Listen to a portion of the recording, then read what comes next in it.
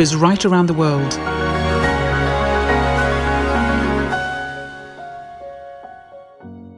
Hello, I'm Shanti, and a really warm welcome to today's masterclass, one of 21 masterclasses, a whole series looking at new ways of thinking, being and doing in today's rapidly changing world. My name is Philippa, and I'm with you throughout the whole series, as together we listen to the experiences from pioneering thinkers from countries right around the world, from all backgrounds and all walks of life, as they share with us their ways of building resilience in these challenging times. Now, one of the defining experiences of this time of the coronavirus has been the fact that many of us have experienced a prolonged period of lockdown with our families. And we're really not used to spending 24/7 in these close-knit situations. And it's thrown up, no doubt, a lot of issues for those who have been through this experience. Not only have we been parenting all day, which maybe we're not used to doing, but also getting involved in educating as well, and just sharing a space with these other people. And inevitably, with any intergenerational experience like this, there has to be some kind of agreed consensus around how you're going to do things, what are the rules, what are the ways that you're all going to sign up to make it good for everybody. Another way of saying that is to really look at the values that are underpinning how you as a family operate. So this is our topic for today. We're looking at how to harmonize in the home. Now, all of our speakers throughout this series are students and teachers of the Brahma Kumaris World Spiritual University, which is a place of learning. It's a place for learning about meditation, learning about the self. The subject taught is Raja Yoga meditation, which is the yoga of the mind. And there are teaching centres in over 110 countries right around the world, and an active presence in even more countries than that. It's an organisation that was founded in India in 1936 through a series of teachings and visions that came through the original founder, whose name was Brahma. And it's very much felt that these teachings are completely geared to this period of time of turbulence, this time of change that we're going through, so very relevant to today. And the founder, Brahma, decided quite early on that it was important that women were kept to the fore, that they had the qualities that naturally to lead at this time. And so as a result of that, the Brahma Kumaris has become the largest spiritual organisation of its kind in the world to be led by women. Now, let me introduce you to our guide on today's topic. Diane Tillman has been a teacher and student of the Brahma Kumaris for 39 years. She's based at Seal Beach on the coast in California. And Diane has spent her career working as an educational psychologist, both in schools and also in family settings. She also works as a marriage and family therapist. And for many years, Diane has been one of the prime movers in a global values-based educational project called Living Values Education. And over the years, Diane has travelled to more than 30 countries right around the world, running seminars and workshops to help educators and parents really get to grips with what we understand by a values-based approach to education. And as a result of all this work, Diane has produced a series of 15 resource books for parents and educators, looking at the needs and the potential of the different age groups. So there's one for 3 to 7-year-olds, another one for 8 to 14-year-olds, and then another one for young adults. So really spanning all the ages. Diane, welcome, and thank you so much for joining us from your place on the beach in California, which I have to say doesn't sound too much of a hardship. It's great to have you with us. Thank you very much, Philippa. It's just wonderful to be here. Great. Now, your career, to see you. Your career, as I said, has combined both educational psychology as well as researching this values-based approach to living and also to learning. And of course, when we look at values, we have intrinsic values, don't we, which you could say are part of our soul qualities like peace and love, which we all have an affinity to. But then we also have acquired values, which are very much based on the culture that you live in and have grown up in. So I wonder what for you is a starting point in terms of understanding values, and also if you could just say what you mean by living values. How do you approach that? I think a really good starting point when one is thinking about values is to think of someone in your life that was really important to you. And imagine if everyone in the whole world had that value and lived the value. That is, they embodied it. They spoke that way. They were that way in their relationships. They were that way with everyone. And so for me, a value is something that is innate, that we have naturally, but to have it go from a virtue to a value, it's something that we live and that we allow to guide our life, that we use to make decisions by. So I would ask everyone watching this to think about the values. What two values do you love that you think that if everyone in the world had them and lived them at the same time, that it would change the world? So think about that for a minute. Which two values would you pick? I very often ask this question, and sometimes people say peace and respect, sometimes compassion and authenticity, honesty and selflessness. But whatever the answer is, you're right. Because if we all held just two of your deepest values, which are all universal, then we would be who we are and who we are at our best. And anything that contradicts that would just be gone. It's very often the case, isn't it, that it takes a crisis, perhaps in our own lives or in the lives of those around us, for us to discover what we're really made of, for us to discover what our values really truly are. And I think this time of the coronavirus, we've had a lot of talk of values in the mainstream media in a way that hasn't been there before. We've been talking about kindness, the way people have been helping each other out, communities have been coming together. There's been talk of altruism, of random acts of kindness to strangers. And I think we've really come to appreciate the way in which values underpin and hold together the fabric of our own individual lives and also the fabric of the communities and the countries in which we live. Have you observed in the research that you've done that often it does take a little jolt to get people to really understand and appreciate what their own values mean to them? I think that when people are in crisis, there's many stories of people that have had near-death experiences, and they see the light and they feel all this love. And at that point in time, people usually make life-altering decisions because they realize how important love is. So, yes, I think sometimes when we come to a crisis that we can be initially distraught, or sometimes some people take it fairly easy, but it is an opportunity. I think having the coronavirus and having the sheltering in place time has been difficult for a lot of people because we have to encounter ourselves. So I think that these stories and these examples of kindness and compassion and reaching out and helping are wonderful. I know that on a sidewalk in Seal Beach, somebody had written, spread kindness, not germs. Or we may be 6 feet apart, but we're all in this together.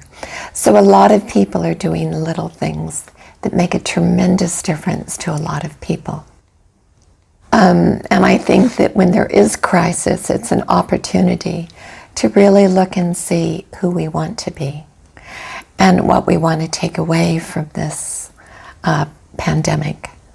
I know that the environment is very important to me. You know, I'm loving the clear skies. And in some ways, you know, we don't get to see some of those that are nearest and dearest to us. But in other ways, we get to see them virtually and a much larger community of our friends virtually. So that's been lovely too. So I don't know, I think appreciating so many more people in this society, so many more professions, our grocery workers, our farm workers. So yes, I hope that we all really deepen our values at this time and extend our circle of values. You know, Philippa, one of the things that I have noticed when I talk about values, because sometimes people will say, well, I have really good values. But somehow, when we get raised, somehow we extend those values to our family and to a few others. But very often we aren't taught to extend it to everyone. And so, is it possible that we can start doing that more now? What do you think? It's going to be very interesting. There's been a lot of talk of the new normal, and I think there's a sense amongst people that we've really learned something so profound during this time of isolation and self-reflection that has changed us at a very deep level. And we don't want to go back to that rush and that busyness where we're just taking care of ourselves and doing what we can for others, but not really thinking about other people's needs. And that there's something about what we've learned from this that people are really wanting to carry forwards into the future. And it would be great if we can look at that in our conversation today and see how we can capture the best of what we have experienced and taken from this and really take it forwards into the future. But I'm keen to hear just a little bit first about your experience of doing these workshops and seminars, because as I said, you've been around 30 or so countries talking to people about values, and we've already said that values are something which not all cultures and societies share equally. And I'm wondering to what extent you found that there were shared common values, and what you have done to help people when they encounter a value system that they don't share, that's not the same as theirs, and how you communicate across that that divide in a way of not seeing something in the same way as my neighbour. How do we restore a sense of well-being when those values aren't necessarily being shared? Interesting question. When I've traveled, and I've done so many workshops around the world in all regions of the world, and I've loved it. But one of the things I do is that I will ask the participants to reflect on their values and to share about them with others, and to think about the books they love and the scenes they love and 3 favorite moments in their life, things like this. Because what usually happens when they reflect on things is that they realize that it's values, it's when we live our values that we're happy. But later on in the workshop, I began to start to ask people, if you were 5 years old, what would you like to tell the adults of the world about how you would like to be treated? And then, after that, I end up asking everyone in the group to make up a definition of values and tell me about the 6 values that are most important in their life, that they use to guide their life. What I have found around the world is that when you engage in that process, the values are almost identical. What happens is that when people reflect, they go into this space where they're in their both authentic self. they're thinking about their deepest experiences, their most genuine experiences. And so it puts them in touch with the most beautiful part of them. And I remember one principal of a school, and we were engaged in a train-the-trainer process. And so we had, I think, 5 days in this beautiful place in Kenya. And she had a large school, and at the end of the first day, she looked at me and she said, "You know, what you're teaching is really very simple. I realized that what you're saying is that when I'm in my love, everything I do is different." She says, "You know what? It will be." So it's a process to get us to be in touch with ourselves in a very real way. And so when in the Living Values education books, we don't tell them how to show a value. For example, we may say to a child when we're doing the lesson on love, so the teacher would say, "I want you all to go home tonight and I want you to do something loving for your family." Well, that's going to be different depending on their socioeconomic status, their culture, many other things. But what they're going to do is going to be beautiful, depending on their age. But again, you're asking them to place themselves in that value and to act from that. So I don't often find a conflict of values. I find that very often people in the world have differences. They're often polarized. And sometimes you may get a young adult in a classroom who is angry and marginalized and hasn't felt valued by the system, doesn't feel connected. And when you ask that, when that child is angry and you're starting your first lesson and you say, "Tell me about peace, who thinks peace is important?" And that young or older teen, that young adult may be angry, and he may say, "I don't think peace is important." So don't accept it at face value. Listen and say, "So you don't think peace is important?" And give respect to that person. You know, we're seeing so much anger in the world, but anger is secondary. It's not a primary emotion. It's a secondary emotion, it's a tertiary emotion, but it's not primary. So if you give respect, they will settle down and start to go into the feeling underneath it, and eventually they will get to their place of respect. So sometimes it isn't what they're voicing, it's how they're feeling. And so many people are not respected by our societies today. I remember once a very, very angry man when I was working as a school psychologist. And I was in a gang area, and he was very large, and he was in a school, and he was screaming at the secretary. And I don't like people to scream at people, so I reached up, because he was very, very big, and I tapped his shoulder to get his attention, and he swung towards me and he said, "Yeah." And I looked at him and I said, "You really concerned about something?" And he looked at me and he goes, "Mm-hmm." And I said, "Would you like some help?" He goes, "Mm-hmm." I said, "Great, follow me." But I knew the secret. It's not a secret, but a lot of people don't know it. And that is that the anger is not first. There's always the hurt or the fear, the concern, the feeling unsafe. And I knew that if he was there yelling, it was because he was concerned about his child.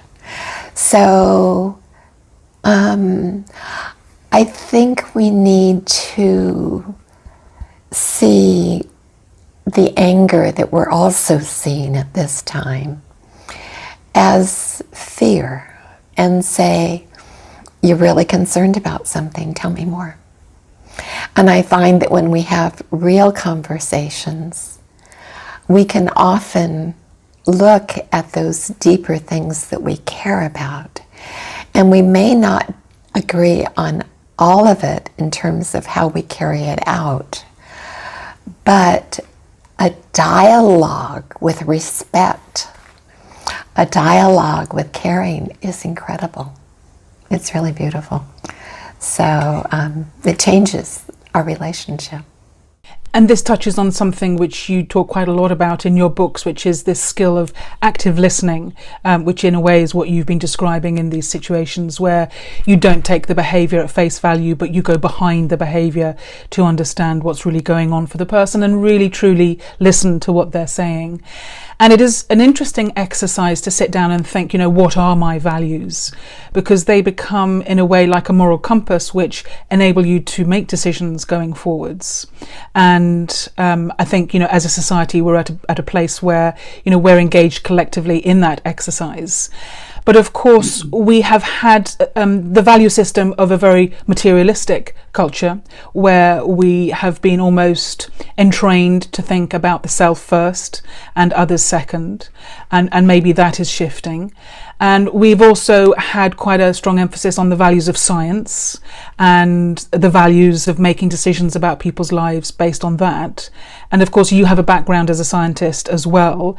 But then there's this other part of your life which you've lived in tandem, which is the spiritual life and the life of someone who meditates and spends a lot of time in silence. And I'm wondering how those two value systems rub up or rub alongside each other in your mind. Is there a way for the best of both to now work together and for each to respect where the other is coming from and really make great strides forwards on the basis of both being included? Yes, we have been a materialistic society. We have been a scientific society. But I think that if we look at our values, then everything we do automatically changes. I love the integration of psychology with spirituality. I think it allows people to be more full of the fuel that they want. Very often people get in trouble when their bucket of love or peace isn't full. But if we look at science, science can be used for incredibly beautiful things. Materialism can be used for some beautiful things. I am hoping that as a result of this time we'll respect our planet more. And so I hope we use our materialism wisely. I'm hoping that we can share it more with others so that everyone has the things that they need. So I think it's using things wisely, and so I don't see that there's a conflict. The only conflict is really when people are materialistic in the way that they need things to prove to themselves that they're okay. So many of our advertisers in the world, they want you to think that you are good if you drink this, drive this, and wear this. But is that true? And are we educating ourselves and each other and our children about that? Are we going to believe people and the things that they say, these advertisers, just because they want to make money from us? Or can we hearken to our values and our respect for the earth and use things consciously? So I see that we can have so many skills and abilities in this world. But when we come from a place that is informed with values, we make different decisions. So how can I use science to create more peace?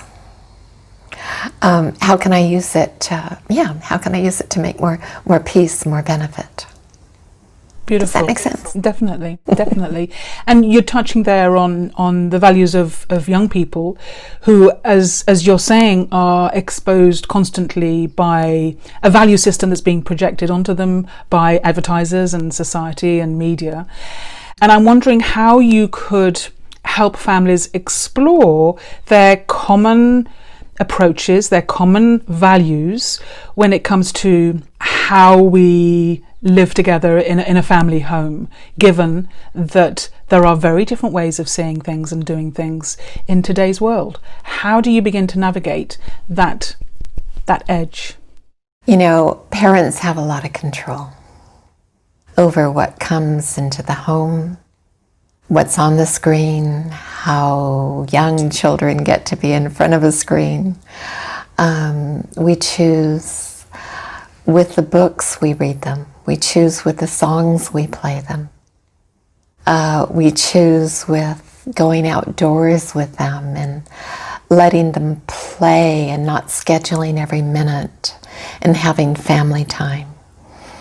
So I think there's so many things that we can do where they are valued as a whole person, and they are valued just for who they are.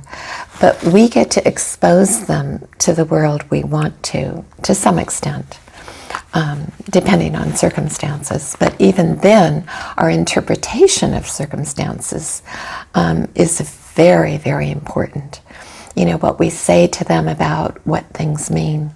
For example, during the coronavirus, and they may feel bad about not being able to go outside and not want to wear their mask, but we can explain things in such a way that they understand that wearing the mask is a sign of compassion and caring for others. Look at what you value, look at your schedule, do family time. Create family time together.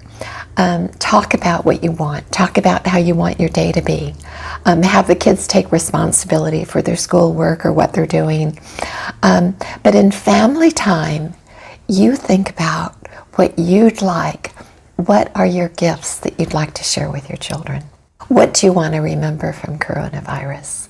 So family time can include things like allowing them to cook with you, encouraging them to cook, laughing together, having game night a couple of times a week. You know, it's so important to play with your children. One of my very favorite studies that I read many years ago is they did a study with misbehaving children, and they asked parents to simply play with them 20 minutes 3 times a week, and that was the only intervention. So the parents played with them for 20 minutes 3 times a week, and at the end of 3 weeks 50% of the negative behaviors had disappeared. That eye-to-eye contact, face-to-face time is important. They just need time to get used to it. So play with them every day. Maybe it's you play with one child, your partner plays with another, maybe an older child plays with another child. So you're all playing one-to-one with someone, you know, and you all get a turn. And so you may rotate sometimes, but they'll get used to playing with each other and to enjoy them. And the rule is the one that's playing with them, they get to really do what that person really wants to do and really have a good time with them. So playtime, listening, games, cooking together, making you get their help, have cleanup together, where you see how fast you can get the house cleaned up. I know it sounds silly, but put on some music, make it fun, be imaginative, go outdoors when you can and play. Listen and be there with your kids, enjoy them, be in your love, be in your peace, enjoy you, take care of you, pray, meditate so you can take care of the kids, and be the joy and the love that you are and want to be. It is true when you're dealing with children and young people, is they very often learn from who you are as a person. that they see through you if you're trying to pretend to be something that you're not, or there's something different on the outside from what is on the inside, because they'll pick up very quickly, well, you don't do that yourself. I've seen that you in this situation have behaved in this way. And that brings us on to really the values that we apply to ourselves, and the fact that we need to sometimes change and really reevaluate who we are as people.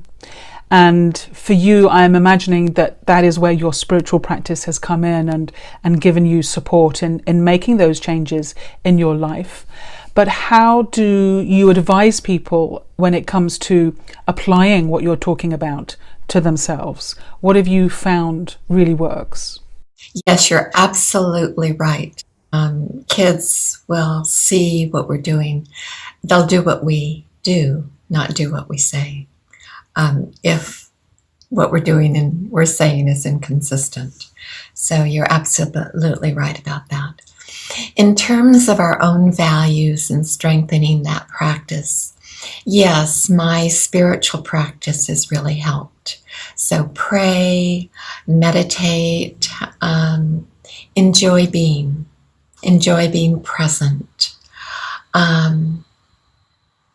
Take a value, one of the ones you love. Maybe it's peace, maybe it's love, maybe it's compassion, maybe it's kindness, maybe it's courage. But whatever value you choose to focus on, and let's say you pick three that you know that would change the world if everybody lived them. So one of the things you can do is increase your time being present in that value. So enjoy yourself as that being of peace or love or compassion.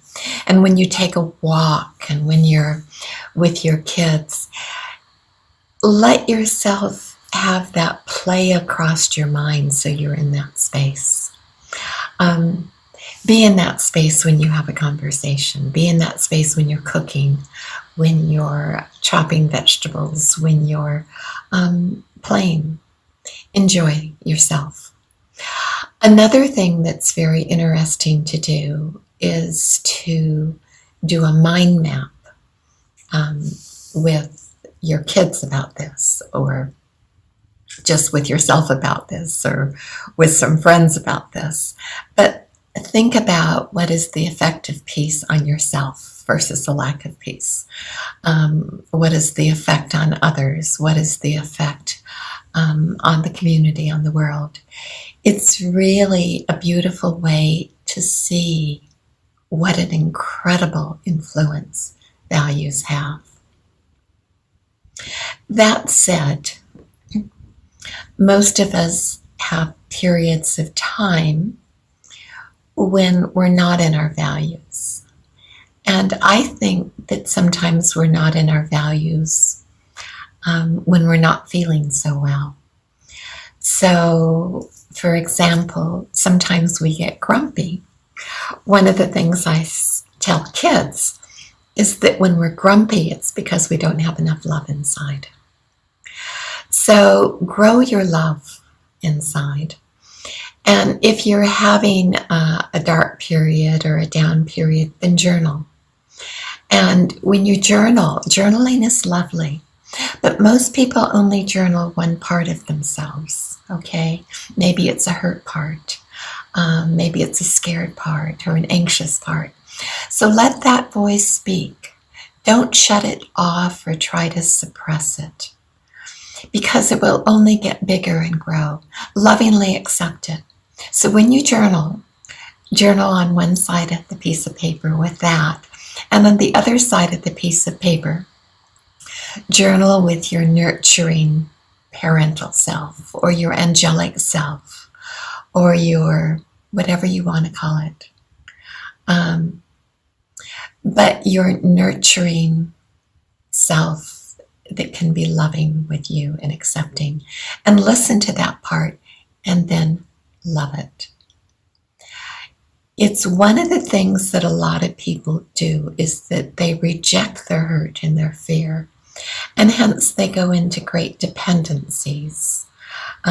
whether it be drugs or abuse or excessive shopping or alcohol or too much chocolate, but too much ice cream. But, if we love ourselves, because that's really what we want, isn't it? And so when we love ourselves and deal with our own pain and accept ourselves, that part can actually heal. And then we're much freer to be in our love. When we're in our love, when we're in our peace, we're automatically secure. And that allows our values to really bloom. Another thing, if you've gone through the 3 moments in your life that were very meaningful, very enriching, very important to you, look at the value you were showing at that moment in time and know that that is your value. So your values give you happiness. So whenever there's a decision to be made that's difficult, just think, what's my value? Okay, I value peace. I'm going to do that. So those are a few things that you can do. You can also dance it and draw it and create art and be creative with it. Make it your own. It's certainly the case that when you feel really secure in your values, you feel really safe and connected inside. It somehow gives you a framework within which you can live and make your decisions and you can be. And what I'm understanding from what you're saying is that when it comes to looking at harmony in the home, if we learn to look at our own selves and create harmony within ourselves by looking at all those different aspects of our being and try and give a voice to those parts which we maybe sometimes shut away, that will then ripple out and affect those in the family that I'm living with. That will create a stillness for my partner. It will create an energy of harmony for the children and whoever we're sharing our living space with. That we very often try and fix people who are out there rather than look to create within myself the experience that I'm wanting to see in the family, in the home. That harmony in the home has to begin with harmony within myself, and that is where we have to begin. Is that a good reading of what you've been saying? Yes, it is a good reading of what I've been saying.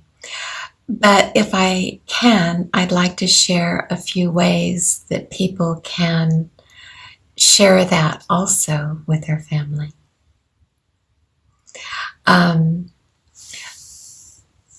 I talked a little bit about family time, but one of the things that you can do during family time is to take up values.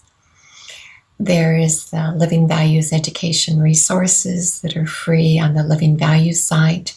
You could, for example, download the Peace Unit and visualize peace together. You could create a peace tent in the house. You could look at caring for the earth and our oceans and learning about that. So you can bring up topics and create interest and do projects together and create things together so that you're actually discussing values. I've been receiving letters from prisoners lately that are doing living values in prisons in California. And some of them say that they never discussed values before. But another thing you can do in your home is, for example, you could all pick a virtue or a quality or a value to enjoy for that day or for that week. The older kids could research it and look at quotes. The younger kids could draw about it. And during family time, you can share about it. We can teach so much by our way of being and by the things we choose to do. And it's just creating the habit of having conversations about these things. Like your prisoner was saying, how often do we in our lives have conversations about what are our values and what values are important to us? So that's very inspirational to think that we can do that. And of course, it doesn't just apply to the family, but we can do that in our working relationships, within our office environment. We can do that within our neighbourhoods. This is a conversation that can happen at every level of society, because, as we've been saying, it underpins everything that we do. And we've been seeing how values have been really being expressed during the last few months in this time of coronavirus. So, it's such a worthwhile topic to be exploring. So thank you so much for prompting so much self-inquiry into this whole area. It would be wonderful, Diane, if you could just lead us into a meditation that allows us to maybe come into a place where we feel that connection to our own inner values and really have a tangible experience of that we can then go away and practice, each one of us, in our own meditations. That would be really helpful. Thank you. Take a deep breath. And let yourself be surrounded by the light of peace.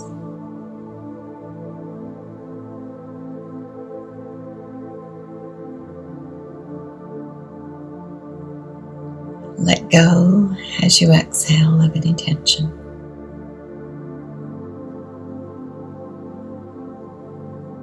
And take in another breath of the light of peace.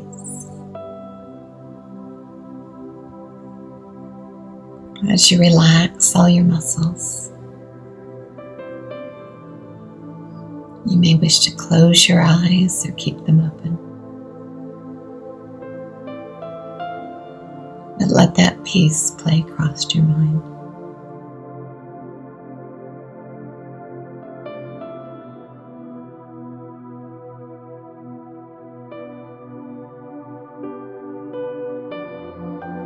With peace, there's a feeling of stillness within.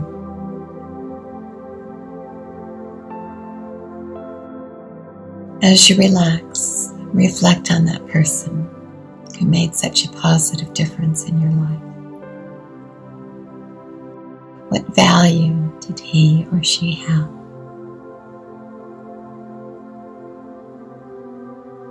Imagine an interaction.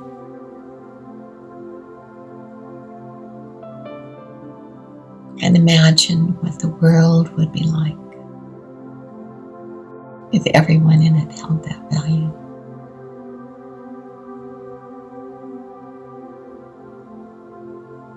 And now please think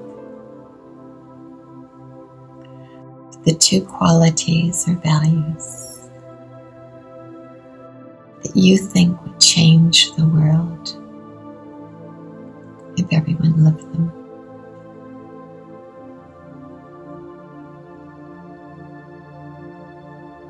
You're naming these because these are your qualities, your values.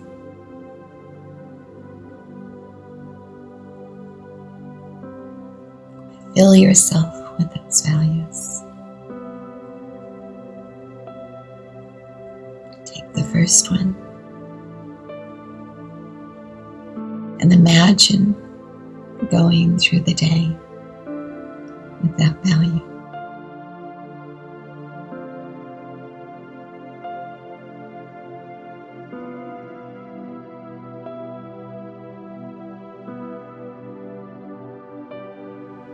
And as you're in your day, imagine you have that second value. So they're together in your mind. And imagine going through your day with both of those.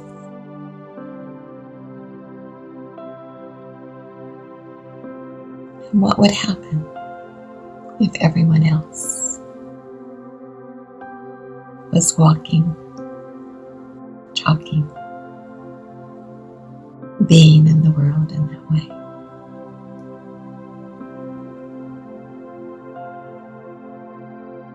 We're in a special time, a transformative time, a time of change. Each Each one of us is only one person, but each person has an impact. Each person makes a difference for so many.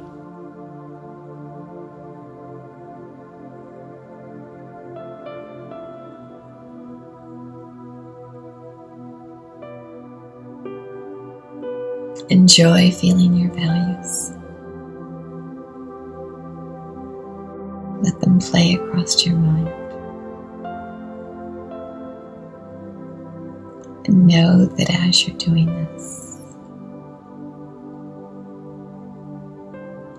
that you're creating an energy. Perhaps your way of being, perhaps your words, perhaps your energy.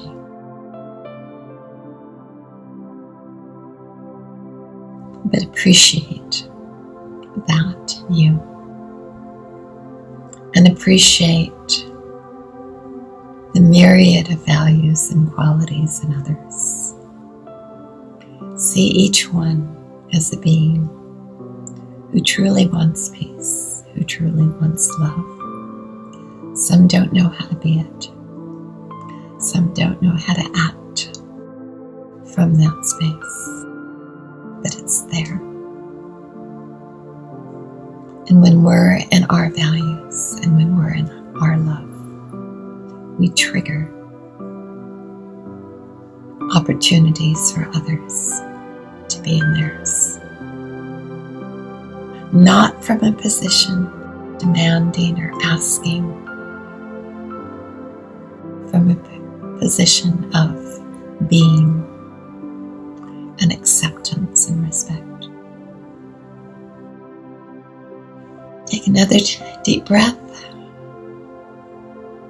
Appreciate who you are and your gifts to the world.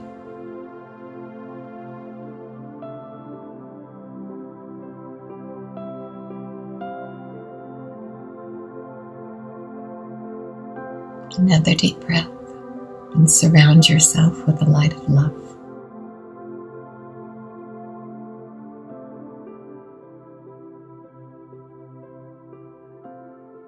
Thank you so much, Diane. That was really lovely. Thank you, Philippa. It's been such a rich sharing on this whole topic of values and how we apply them in the home to create harmony. I've certainly got so much to go away and think about. So thank you very much indeed for being with us and sharing your wisdom over many years. It's been great. Thanks so very much, Philippa. It's been a delight to be with you. And thank you as well to you for joining us from wherever you are. I hope you've been likewise inspired to think about some of these issues that we've talked about today. And let's see where we go as a global community if we can find common values by which we all want to live and make a real difference in the world. So until next time, thank you for being with us. Take good care, keep safe, Om Shanti, and goodbye.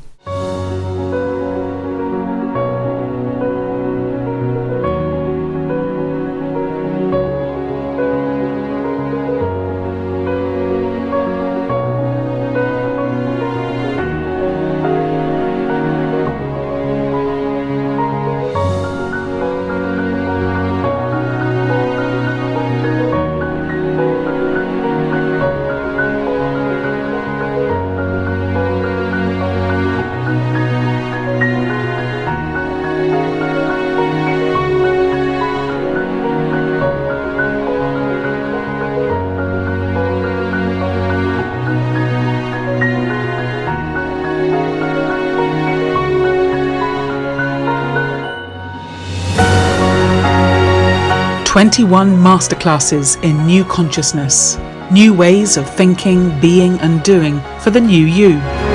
Pioneering thinkers from countries right around the world.